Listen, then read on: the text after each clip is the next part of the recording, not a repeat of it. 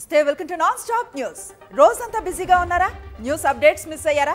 Don't worry, breaks లేకుండా bore కొట్టకుండా non stop news ప్రతిరోజు రాత్రి 9 గంటలకు నేను హిమబిందు. నేను Anusri. Non stop news details లోకి వెళ్దాం. ప్రధాని మోదీ రేపు ఎల్లుండి తెలంగాణలో పర్యటించనున్నారు. ప్రధాని మోదీకి తెలంగాణ పర్యటనకు సంబంధించిన షెడ్యూల్ ను బీజేపీ విడుదల చేసింది.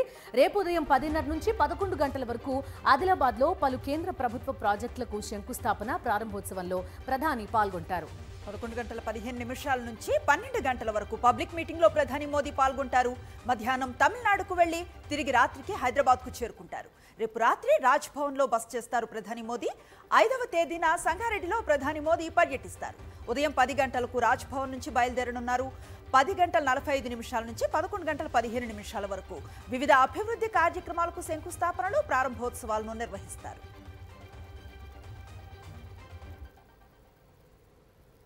టీడీపీ అధినేత చంద్రబాబు ప్రజలను మభ్యపెడుతున్నారని ఆరోపించారు మంత్రి అంబటి రాంబాబు.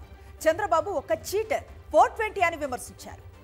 కోడెల శివప్రసాద్ ఆత్మహత్య చేసుకోవడానికి చంద్రబాబే కారణమన్నారు మంత్రి అంబటి. కోడెల శివప్రసాద్ మరణించినా కూడా కోడెల శివప్రసాద్ మీద కక్ష నీకు పోలేదు కాబట్టి వారి కుటుంబంలో ఎవరికి రాజకీయ భవిష్యత్తు లేకుండా అణిచివేయడానికి ప్రయత్నం చేసినటువంటి దుర్మార్గుడివి, నీచుడివి. ఇది రాష్ట్ర ప్రజానీకం తెలుసుకోవాలి, ముఖ్యంగా ఈ పలనాడు ప్రజలు తెలుసుకోవాలని కూడా ఈ సందర్భంగా నేను మనం హూ కిల్డ్ కోడెల చెప్పు సమాధానం. Who killed Kodela? కోడెల మరణానికి నువ్వే కారణం. Who killed Vangaveeti Mohan Ranga? వంగవీటి మోహన్ రంగా మరణానికి నువ్వే కారణం. ఈ రాష్ట్రంలో అనేక విధ్వంసాలకు, అనేక హత్యలకు నీ అధికార దాహమే కారణం. నీ అధికార దాహం ఇవ్వడాల నుంచి హింసలు చేసి, మ్యానిపులేషన్ చేసి నిలబెట్టుకున్నావు. ఇంకా నీ ఆటలు చల్లనేటువంటి పరిస్థితులు వచ్చాయి. చంద్రబాబు మరోసారి ప్రజల్ని మోసం చేయడానికి సిద్ధంగా ఉన్నారని మండిపడ్డారు మంత్రి పెద్దిరెడ్డి రామచంద్రారెడ్డి. గతంలో ఇచ్చిన ఏ ఒక్క హామీని అమలు చేయలేదని ఫైర్ అయ్యారు. చంద్రబాబు భవిష్యత్తుకే గ్యారంటీ లేదని విమర్శించారు మంత్రి పెద్దిరెడ్డి. ప్రజలకు సంక్షేమ పథకాలు అందాలంటే జగన్ మళ్లీ అధికారంలోకి రావాలన్నారు ఆయన. ఇంటికి ఒక ఉద్యోగం అని చెప్పాడు, గోడల మీదంతా రాపించాడు. ఆ రోజు బాబు వస్తే జాబ్ వస్తుందని చెప్పి, మరి తీరా అధికారంలోకి వచ్చిన తర్వాత 2 లక్షల పైచీలకు కాంట్రాక్ట్ ఉద్యోగులందరినీ కూడా తొలగించిన విషయాన్ని కూడా మీరందరూ కూడా గుర్తుపెట్టుకోవాలని మీకు మనవి చేస్తా ఉన్నాను. ఈ రోజు మళ్ళా రాబోతున్నాడు. ఈ రోజు మళ్ళా ఎన్నికలకు వచ్చి మీ అందరికీ కూడా మీ భవిష్యత్తుకు నా గ్యారంటీ అని చెప్పి ఒక పాంప్లెట్ చేసి గోడలకంతా కూడా అతికించడం జరుగుతాం.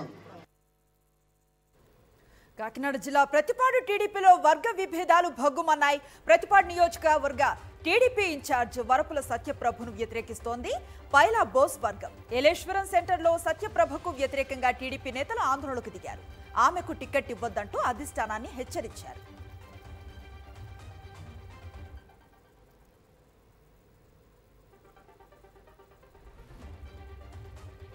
ఎన్టీఆర్ జిల్లా మైలవరం టీడీపీలో సీట్ ఫైట్ తారస్థాయికి చేరింది. వసంత కృష్ణ ప్రసాద్ వ్యతిరేక వర్గం ఒక్కటైంది. వసంతకు వ్యతిరేకంగా దేవినేని ఉమా, బొమ్మసాని సుబ్బారావు ఒకే వేదికపైకొచ్చారు. మైలవరం అసెంబ్లీ టికెట్ రేసులో కృష్ణప్రసాద్, దేవినేని ఉమా, బొమ్మసాని సుబ్బారావు ఉన్నారు. వసంత కృష్ణ ప్రసాద్ ను కలుపుకోకుండా ముందుకెళ్లాలని దేవినేని ఉమా, బొమ్మసాని సుబ్బారావు నిర్ణయించినట్లుగా తెలుస్తోంది.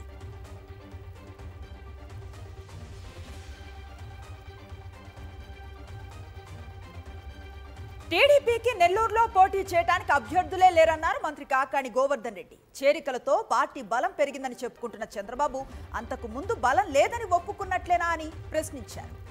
నెల్లూరులో చంద్రబాబుకు కొంతమంది అభ్యర్థులు దొరికి ఉండొచ్చని, కానీ ఓటర్లు, ప్రజలు ఆయన వెంట నడిచే పరిస్థితి లేదని అన్నారు. చంద్రబాబు నాయుడు నేను వచ్చినప్పుడు చెప్పినటువంటి తొలి మాట, నాయకుల చేరికలతో తెలుగుదేశం పార్టీ బలపడింది. అంటే ప్రజలు లేరు, ఓటర్లు లేరు, నాయకుల చేరిక చాలు బలపడడానికి అని చెప్పి చంద్రబాబు నాయుడు గారికి కొంతమంది అభ్యర్థులు దొరికి ఉండవచ్చు. నెల్లూరు జిల్లాలో పోటీ చేయడానికి కూడా అభ్యర్థులు లేరు, కొంతమంది అభ్యర్థులు దొరికి ఉండొచ్చు పోటీ చేయడానికి. అంత మాత్రాన నీకు అభ్యర్థులు దొరికినంత మాత్రాన ఓటర్లందరూ నీకు ఆకర్షితులు అవుతారని, ప్రజలంతా నీకు మద్దతు పలుకుతారని అనుకుంటే అంతకన్నా పెద్ద పొరపాటు లేదు. పవన్ కళ్యాణ్ పై ఎంపీ కేశినేని నాని తీవ్ర స్థాయిలో విరుచుకుపడ్డారు. సీఎం జగన్ ముందు పావలాలు ₹1 పనికిరావన్నారు కేశినేని నాని. ఇద్దరు అభ్యర్థులపై ఓడిపోయిన పవన్ సినిమా డైలాగులు చెప్తున్నారని ఎద్దేవా చేశారు. 24 సీట్ల కోసం పవన్ విన్యాసాలు చేస్తుంటే జాలేస్తోందన్నారు ఆయన.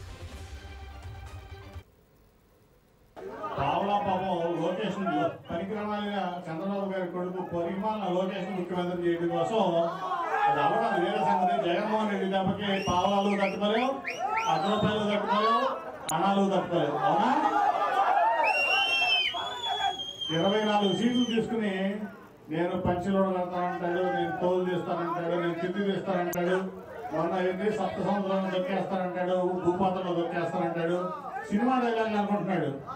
జగన్మోహన్ రెడ్డి గారు 2 సీట్లో పోటీ చేశాడు పవన్ కళ్యాణ్ 2019లో.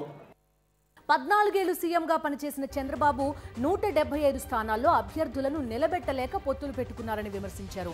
మంత్రి మేరుగు నాగార్జున రాష్ట్రాన్ని నాశనం చేసేందుకు ప్రయత్నించారని మండిపడ్డారు. మోసకారి రాజకీయాలు ఇకపై రాష్ట్రంలో పనిచేయవన్నారు మేరుగు. ప్రజల అండదండలు సీఎం జగన్ కు పుష్కలంగా ఉన్నాయన్నారు ఆయన.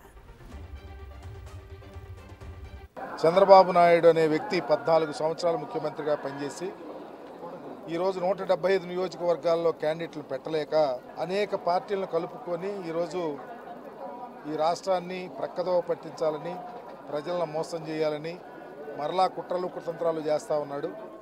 తప్పకుండా అతనికి ఈ రాష్ట్రంలో రాజకీయ భవిష్యత్తు ఉండకుండా చేయాలని, మోసకారి రాజకీయాలు పనిచేయవని, జగన్మోహన్ రెడ్డి గారు లాంటి భావితరాల భవిష్యత్తుని ఆకాంక్షించే నాయకుడికి నిండు ఆశీస్సు ఉండాలని దేవదేవుడిని కోరుకోవడం జరిగింది. ఈ రాష్ట్రంలో ఎన్ని శక్తులు ఏకమైనా, చంద్రబాబు ఎన్ని కుట్రలు కుతంత్రాలు చేసి కుటుంబాలను చీల్చినా జగన్మోహన్ రెడ్డి గారు వెంట దేవుడు ఉన్నాడు, ప్రజలు ఉన్నారు. ప్రజలకు చేసిన సేవే జగన్మోహన్ రెడ్డి గారిని గెలిపిస్తుంది. సీఎం జగన్ ను ఎదుర్కోలేక గుంట నక్కలన్నీ ఏకమవుతున్నాయంటూ మండిపడ్డారు రాజమండ్రి ఎంపీ మార్గాని భరత్. చంద్రబాబు కొత్త డ్రామాలకు మళ్లీ తెరలేపుతున్నారంటూ ఫైర్ అయ్యారు. గతంలో ధర్మ పోరాట దీక్ష చేసి ఇప్పుడు ఢిల్లీ పెద్దల కాళ్లు పట్టుకుంటున్నారని విమర్శించారు. ఈయన పవన్ కళ్యాణ్ గారినేమో బీజేపీ ఎన్డీఏలో ఉన్నానని కాసేపు అంటాడు, కాసేపు ఏమో మేము చంద్రబాబు నాయుడు గారికి పూర్తి స్థాయి మద్దతు ఇస్తానంటాడు. అటేమో బీజేపీ ఏమో చంద్రబాబు నాయుడు గారిని ఒప్పుకోరు. అసలు ఈ కన్ఫ్యూజన్ ఏంటో ఎవడికి అర్థం కాదు. మళ్ళీ ప్రజలు ఇలాంటి వాళ్ళని అసలు ఆదరించాల్సిన అవసరం ఉందా అని అడుగుతా ఉన్నా. ఇవాళ ప్రజలకు ఏం చేస్తారనేది ఒక క్లారిటీ ఉండదు. ఒకవేళ ఏదైనా చెప్పినా కానీ అవన్నీ పచ్చి అబద్ధాలు, మోసాలు ఇవన్నీ కూడా చెప్తాడు. సో ప్రజలు ఎవ్వరూ కూడా విశ్వసించడానికి సిద్ధంగా లేరు. టీడీపీ జనసేన పొత్తు అస్తమించే సూర్యుడి వంటిదని మంత్రి ఆదిమూలపు సురేష్ విమర్శించారు. చంద్రబాబును సీఎం చేయడానికే పవన్ పార్టీ పెట్టారని ఆరోపించారు. బలమైన నేతను జగన్ పోటీకి పెడతారనే భయంతోనే పవన్ పోటీ చేసే స్థానాన్ని ప్రకటించడం లేదన్నారు. పవన్ కళ్యాణ్ వామనుడైతే చంద్రబాబు బలి చక్రవర్తిని అధపాతాళానికి వెళ్లేది ఆయనేనన్నారు మంత్రి సురేష్. గతంలో ఎన్నడూ లేని విధంగా వైఎస్ఆర్ జిల్లాను సీఎం జగన్ అభివృద్ధి చేస్తున్నారన్నారు కడప వైఎస్ఆర్సీపీ ఎంపీ అవినాష్ రెడ్డి. కడపలో పర్యటించిన ఆయన డిప్యూటీ సీఎం అంజద్ భాషాతో కలిసి 1.25 లక్షలతో నిర్మించిన పార్కును ప్రారంభించారు. చంద్రబాబు హయాంలో ఒక్క అభివృద్ధి కార్యక్రమం కూడా చేయలేదని మండిపడ్డారు ఎంపీ అవినాష్ రెడ్డి. చంద్రబాబు నాయుడు గారి హయాంలో తెలుగుదేశం ప్రభుత్వంలో కడప నగరానికి ఒక్క 14th finance grant, general grant తప్ప ఇంకా ₹1 అభివృద్ధి చేయడానికి మనకు నిధులు ఉండేటివి కాదు. గతంలో జగనన్న ప్రభుత్వం వచ్చిన తర్వాత మరి మనకు వందలాది కోట్ల రూపాయలు నిధులు ఇచ్చి మరి పెద్ద ఎత్తున రోడ్లు వైడనింగ్ చేపించడం అయితేనేమి, బ్యూటిఫికేషన్ వర్క్స్ చేపించడం అయితేనేమి, సర్కిల్స్ బ్యూటిఫికేషన్ అయితేనేమి, మరి అత్యవసరమైన చోట్ల డ్రైన్ల నిర్మాణం అయితేనేమి, ఇటువంటి అనేక మంచి కార్యక్రమాలు జరుగుతూ ఉన్నాయి. కాకినాడ సాగర తీరంలో ఓఎన్జీసీ చేపడుతున్న సెస్మిక్ సర్వేకు వ్యతిరేకంగా మత్స్యకారులు ఆందోళనకు దిగారు. ఉపాధి కోల్పోతామని, తక్షణం నష్టపరిహారం చెల్లించాలని డిమాండ్ చేశారు. మత్స్యకారులు చేస్తున్న ఆందోళనకు కాకినాడ సిటీ ఎమ్మెల్యే ద్వారంపూడి చంద్రశేఖర్ రెడ్డి మద్దతు తెలిపారు. ఓఎన్జీసీ చేపట్టే డ్రిల్లింగ్ వల్ల చేపల వేట నిలిచిపోతుందని, దీన్ని వ్యతిరేకిస్తున్నట్లుగా తెలిపారు. ఉపాధి కోల్పోతున్న 45,000 మంది మత్స్యకార కుటుంబాలకు ఓఎన్జీసీ తక్షణం 250 కోట్ల రూపాయల నష్టపరిహారాన్ని చెల్లించాలని డిమాండ్ చేశారు ఎమ్మెల్యే ద్వారంపూడి.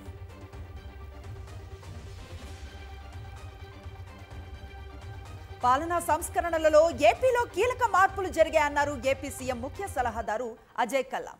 విద్య, వైద్య రంగాల్లో సమూల అభివృద్ధి జరిగిందన్నారు. దేశంలో ఇతర ప్రాంతాలతో పోల్చుకుంటే అధిక మొత్తంలో ప్రభుత్వ ఉద్యోగులకు వేతనాలు అందుతున్నాయన్నారు. పాలనా సంస్కరణలపై విశాఖలో మేధావులతో జరిగిన సదస్సులో పాల్గొన్నారాయన. లోకల్ గవర్నెన్స్లో కొన్ని ఇనిషియేటివ్ తీసుకురావడం జరిగింది. విలేజ్ సెక్రటేరియట్ సిస్టమ్ తీసుకుని వచ్చి ఈరోజు ప్రజలకి మండలాలు వేరే చోటుకు వెళ్లకుండా వాళ్ళ దగ్గరే చిన్న చిన్న సమస్యలని కూడా కావాల్సిన సర్టిఫికేట్ల కాడ నుంచి ఏమన్నా కూడా వాళ్ళకి అందుబాటులో అయ్యే విధంగా మనం వ్యవస్థ ఏర్పాటు చేయడం జరిగింది. ఇక విద్య గురించి, ఆరోగ్యం గురించి నేను చెప్పక్కర్లేదు.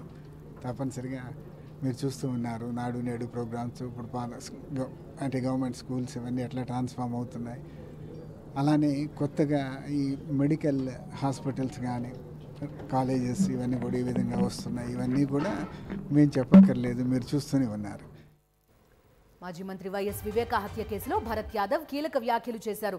వైఎస్ వివేకాను తానే హత్య చేశానని ఒప్పుకున్న దస్తగిరి ఇప్పుడు అతనే వైఎస్ కుటుంబంపై బురద జల్లుతున్నాడని మండిపడ్డారు. ఈ హత్య జరగడానికి కారణం కూడా మెయిన్ ముఖ్య పాత్ర కూడా ఆమె కోసమే జరిగిండొచ్చు. ఎందుకంటే ఆమెకు ప్రతి ఒక్క ఆస్తి లావాదేవీల్లో భాగాలు పోతాయి, మనకి ఈ ఆస్తి ఉండదు, వివేకానంద రెడ్డి గారు రాయిస్తారేమో, ప్రతి ఒక్క విషయం వాళ్ళకి తెలుసు. ఎందుకు మీరు ఒకసారి సునీల్ను బయటికి ఏదన్నా మాట్లాడేటప్పుడు సునీల్ నోరు ఎందుకు ఇప్పడం లేదు, అది గ్రహించడంలే. దస్తగిరి ఒకడే నోరు ఇప్పుతున్నాడు. దస్తగిరికి ప్రతి విషయం తెలుసు. ఏం తెలుసు? నోరు ఇప్పితే డబ్బులు పోతాయి, డబ్బులు ఇరు. బీఆర్ఎస్ లోక్సభ ఎన్నికల శంఖారావాన్ని పూరించింది. ఈ నెల 12న కరీంనగర్లో భారీ బహిరంగ సభ నిర్వహించనుంది. కరీంనగర్ జిల్లా కేంద్రంలో ఎస్ఆర్ఆర్ డిగ్రీ కళాశాల మైదానంలో బహిరంగ సభ నిర్వహించాలని బీఆర్ఎస్ నిర్ణయించింది. తెలంగాణ భవన్లో కరీంనగర్ పార్లమెంటు నియోజకవర్గ నేతలతో బీఆర్ఎస్ అధినేత కేసీఆర్ సమావేశమయ్యారు. లోక్సభ ఎన్నికల్లో అనుసరించాల్సిన వ్యూహంపై నేతలకు దిశానిర్దేశం చేశారు. ఎన్నికల ప్రచారంలో భాగంగా రోడ్ షోలు నిర్వహించాలని కేసీఆర్ నిర్ణయించారు. ఇందులో తానే స్వయంగా పాల్గొంటానని తెలిపారు. ఎన్నికల్లో బీఆర్ఎస్, బీజేపీ మధ్య పోటీ ఉంటుందని చెప్పారు కేసీఆర్. మండల స్థాయిలోనూ పార్టీ సమావేశాలు పెట్టాలని నేతలకు సూచించారు. బస్సు యాత్రలు చేద్దామని నేతలకు కేసీఆర్ పిలుపునిచ్చారు. కరీంనగర్, పెద్దపల్లి పార్లమెంట్ నియోజకవర్గ నేతలతో కేసీఆర్ సమావేశమయ్యారు. కరీంనగర్ నుంచి మాజీ ఎంపీ వినోద్ కుమార్, పెద్దపల్లి నుంచి మాజీ మంత్రి కొప్పుల ఈశ్వర్ పేరు దాదాపుగా ఖరారైనట్లుగా సమాచారం.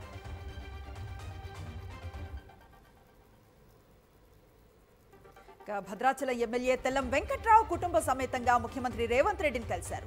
మంత్రి పొంగులేటి శ్రీనివాసరెడ్డితో కలిసి తెల్లం వెంకట్రావు కుటుంబ సమేతంగా సీఎం రేవంత్ ని కలిశారు.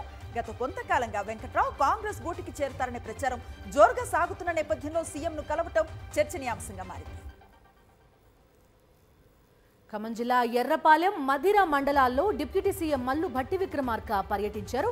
ఎర్రపాలెం మండలంలో 37.5 కోట్ల రూపాయల వ్యయంతో నిర్మించే పలు రోడ్లకు డిప్యూటీ సీఎం శంకుస్థాపన చేశారు. ఈ సందర్భంగా ప్రభుత్వ పథకాలను ప్రతి ఒక్కరూ సద్వినియోగం చేసుకోవాలని కోరారు deputy CM Bhatti Vikramarka. Hyderabad city police commissionerate పరిధిలో డ్రగ్ ఫ్రీ సిటీపై అవగాహన సదస్సు నిర్వహించారు. వరుసగా నమోదవుతున్న డ్రగ్స్ కేసుల నేపథ్యంలో పోలీసులు అప్రమత్తమయ్యారు. విద్యార్థులు, వారి తల్లిదండ్రులకు డ్రగ్స్ భూతంపై అవగాహన కల్పించే కార్యక్రమం చేపట్టారు. కార్యక్రమానికి ముఖ్య అతిథులుగా విద్యాశాఖ principal secretary Burra Venkatesham, anti narcotic bureau director Sandeep Sandilya, Hyderabad, Cyberabad, Rachakonda police కమిషనర్లు పాల్గొన్నారు. నగరంలో కిరాణా షాపుల వరకు డ్రగ్స్ పాకాయని హైదరాబాద్ సిపి కొత్తకోట శ్రీనివాసరెడ్డి అన్నారు. 2021 ఏప్రిల్ నుంచి ఇప్పటి వరకు 26,000 కోట్ల విలువైన డ్రగ్స్ ను డిఆర్ఐ పట్టుకుందన్నారు. హైదరాబాద్ పాతబస్తీ మాదనపేటలో 9 నెలల పాప కిడ్నాప్ కథ సుఖాంతమైంది. జహీరాబాద్లో కిడ్నాపర్ షహనాజ్ ఖాన్ని అదుపులోకి తీసుకున్న పోలీసులు పాపను సురక్షితంగా తల్లిదండ్రులకు అప్పగించారు. సీసీటీవీ ఫుటేజ్ ఆధారంగా దర్యాప్తు చేసిన మాదన్నపేట పోలీసులు చెంచల్గూడ నుంచి ఎంజీబీఎస్ వైపుకు వెళుతూ ఉన్న దృశ్యాలను రికార్డ్ అవ్వటాన్ని గమనించారు. బెంగళూరు పేలుళ్ల ఘటన నేపథ్యంలో వైఎస్ఆర్ జిల్లా మైదుకూరులో ఎన్ఐఏ సోదాలు నిర్వహించింది. జిల్లాలో టెర్రరిస్ట్ లింకులపై అధికారులు ఆరా తీశారు. మైదుకూరు మండలం చెర్లోపల్లి వద్ద పీఎఫ్ఐ సభ్యుడు సలీం అనే వ్యక్తిని అదుపులోకి తీసుకున్నారు అధికారులు. చెర్లోపల్లికి చెందిన ఓ జేసీబీ ఓనర్ని సలీం ఫోన్ చేసి 2 రోజులు ఇంట్లో షెల్టర్ కావాలని కోరినట్టుగా గుర్తించారు. సలీంపై 2 లక్షల రూపాయల రివార్డు ఉంది. తిరుమలలో పెను ప్రమాదం తప్పింది. శ్రీవారి ప్రత్యేక ప్రవేశ దర్శనాల కోసం భక్తులు వెళ్లే మార్గంలో ఉన్న సివిల్ ఇంజనీరింగ్ స్టోరేజ్ గదిలో మంటలు చెలరేగాయి. ఒక్కసారిగా మంటలు ఎగసిపడడంతో సమీపంలో భక్తులు కంగారు పడ్డారు. దట్టమైన పొగ వ్యాపించడంతో ఆందోళనకు గురయ్యారు. టీటీడీ విజిలెన్స్ సిబ్బంది వెంటనే అగ్నిమాపక సిబ్బందికి సమాచారాన్ని చేరవేశారు. సమాచారం అందుకున్న అగ్నిమాపక సిబ్బంది ఘటనా స్థలానికి చేరుకుని మంటలను అదుపులోకి తీసుకువచ్చింది. దీంతో భక్తులంతా ఊపిరి పీల్చుకున్నారు.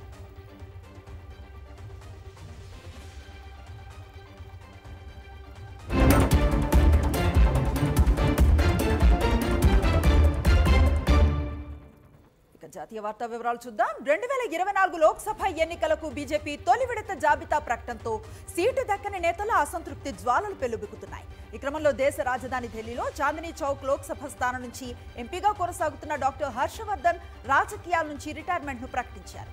ఈసారి అతనికి టికెట్ ఇచ్చేందుకు నిరాకరించింది పార్టీ హైకమాండ్. ఆయన స్థానంలో ప్రవీణ్ ఖండేల్వాల్కు టికెట్ ఇచ్చింది. రాబోయే 5 ఏళ్లలో మొదటి వందే భారత్ రైలును విదేశాలకు ఎగుమతి చేయనున్నట్లుగా కేంద్ర మంత్రి అశ్విని వైష్ణవ్ వెల్లడించారు. అలాగే దేశంలో కనీసం 1000 అమృత్ భారత్ రైళ్లను తయారు చేయనున్నట్లుగా తెలిపారు. ఈ రైళ్లలో 1000 కిలోమీటర్ల ప్రయాణానికి 454 రూపాయలు మాత్రమే ఖర్చవుతుందని పేర్కొన్నారు. గంటకు 250 కిలోమీటర్ల వేగంతో వెళ్లే రైళ్లను సిద్ధం చేస్తున్నామన్నారు. దేశంలో మరో 400 నుంచి 500 వందే భారత్ ఎక్స్ప్రెస్లను ప్రవేశపెట్టనున్నట్టు తెలిపారు.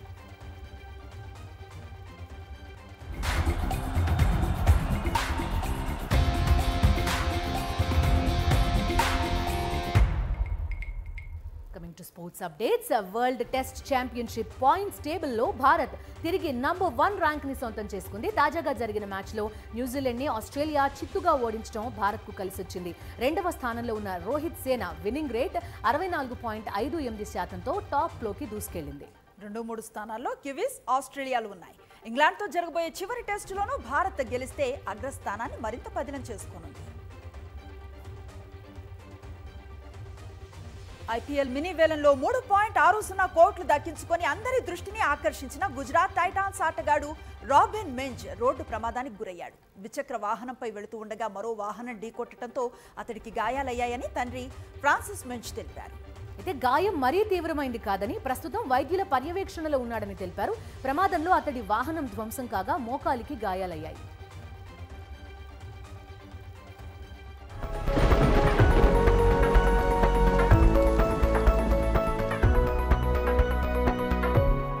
వాతావరణ వివరాల్లోకి వెళ్దాం. తెలుగు రాష్ట్రాల్లో ఎండలు మండిపోతున్నాయి. ఉదయం 8 గంటలకే భానుడు తన ప్రతాపం చూపిస్తున్నాడు.